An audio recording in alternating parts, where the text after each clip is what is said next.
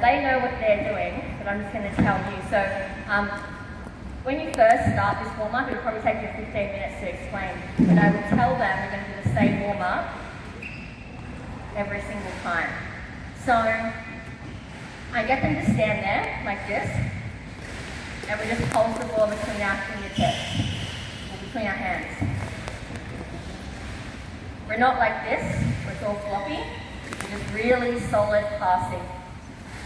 Now from here, you're going to start to see what's happening. Someone's got good ball control or they don't have good ball control. Once I'm happy with what everyone's doing, this would be a time that I pick up the people are going like this. It's all going to go to hell once they start running. So it's very important that you get the movement happening. Some can go slow, some can go really fast. Okay? So then what I would do with this is I would get them to take a jog from one end of the court to the other and back, moving the ball at the same time. So these guys, they're just going to take a slow jog to that second blue line for me and then change that. So off we go.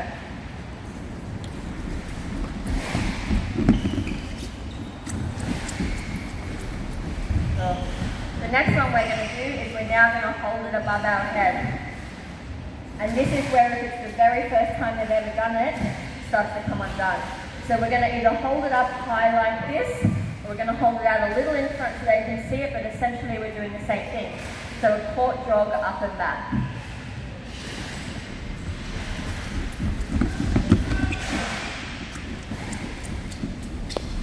Nice.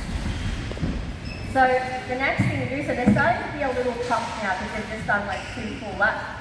Especially like your little kids will be like, oh, can we have a break by now? But just tell them you don't have too much longer to go. The next thing is we're going to hold the ball up really high, and we go half a court up and back, and we do high knees. What's really important when you get them to do high knees is sometimes they think it's a race, and they're more so galloping towards the middle instead of doing like really high, slow high knees. Okay? So the reason we hold the ball up, it keeps our back nice and straight while we're doing it. Go up to the blue line and back.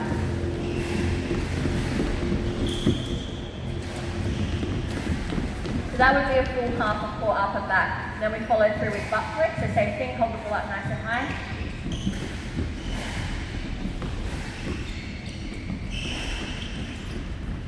Perfect. The next thing we do, we start to add a little bit of intensity into the warm-up. I'm only going to get these two, actually, I'll get you two to do it, just because we don't have enough space. But all we do is we do 6 fast feet, so we're starting to add that intensity to it. So 6 fast feet before you start. And you're going to throw the ball up in the air, but you're going to pulse it out long rather than high. And the reason you do this is because you want to catch it before it bounces, but you don't want it to be high in the air, so you don't have to sprint for it. Okay? So fast feet, you're going to throw the ball out, so you've got to make a couple of sprint steps for it. Catch it 6 fast feet again. And I would continuously do that all the way up to the end of the court, and then I get them to tuck the ball under their arms and sprint back for me. So for you guys, and I'll do that twice. So we're starting to add that intensity. Go up to that second blue line for me, and then back.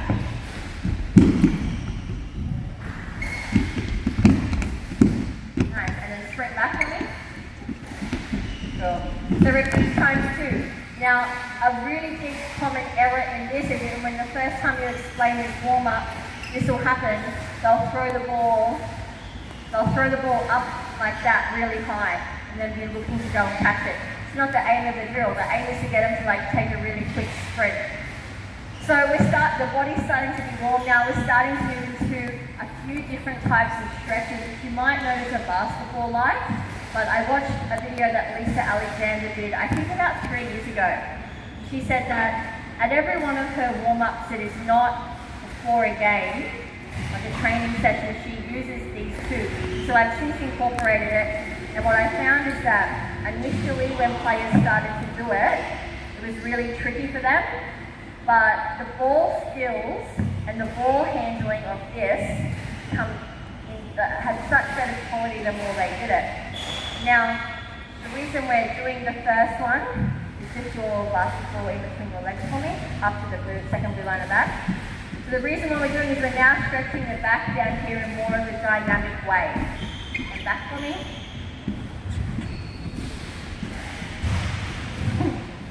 And then your next one is going to be, and this one's really important, you're trying to keep a straight back. You're going to stand up, lift, and put the ball underneath. So now we're again touching the back of our underleg. Just there, sliding them back.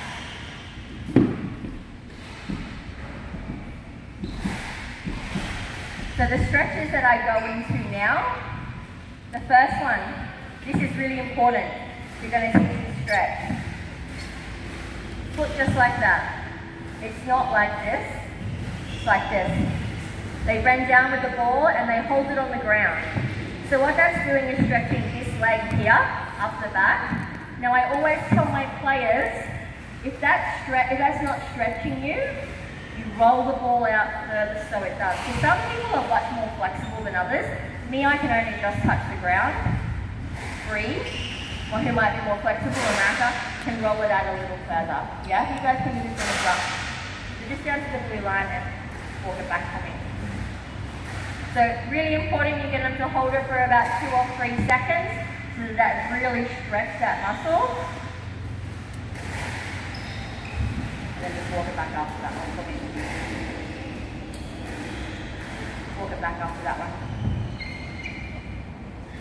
The next one you're going to do, now this for your little kids is a little difficult.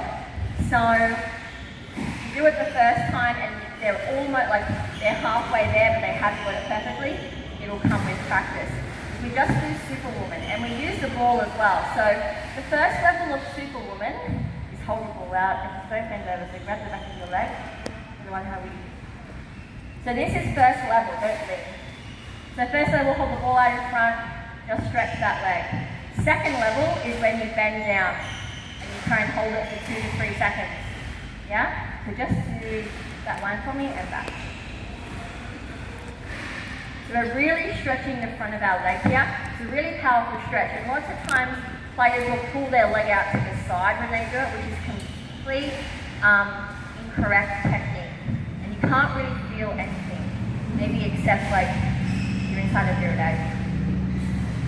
Yeah, and then come back. So I would do all of these stretches for a quarter of a court and then walk back. The next one I'm going to do is a lunge and I also stretch the back at the same time. So when we go down, we hold the ball out in front, stretch, stretch. And quite often people will go, oh my back's cracked. Just like they're loosening up a little. So just do the second blue line for me.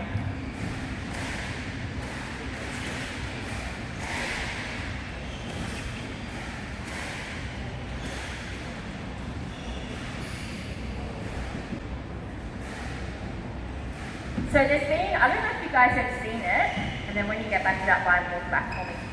I don't know if anyone's seen it. Has anyone seen on Facebook how there's this whole thing now where it's not detrimental if you, when you do a lunge, your knee comes over? Has anyone seen that?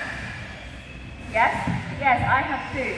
I don't know if there's any real research around it, but you know how we're always brought up that never put your knee over your front foot? Well, now they're saying it's okay to do it. Doesn't do any damage. So it's obviously not that popular if only just you and me have seen it yet.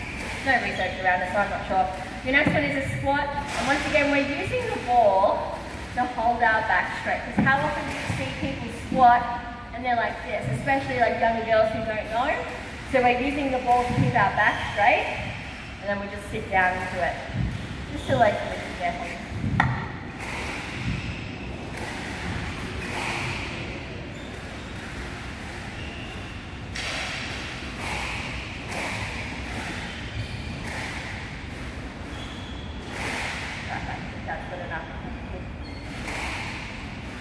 The last thing I'll always do is we'll just finish on some real dynamic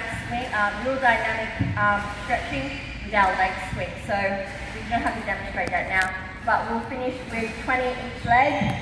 So 20 that way and then 20 inwards, making sure our backs are straight the whole time. Now from here, you can incorporate a really quick ball drill if you wanted to, but that will probably take you about 5 to 8 minutes once you've worked it out. Yeah? It's fairly simple, but very effective, covers lots of stretching bases. There's a bunch of other things you can do or you can incorporate in it. But that will set you up with all the leg muscles being stretched and your hips. Okay, so we're going to go actually into a little bit of hold protection. So, can I have all of you out here, please?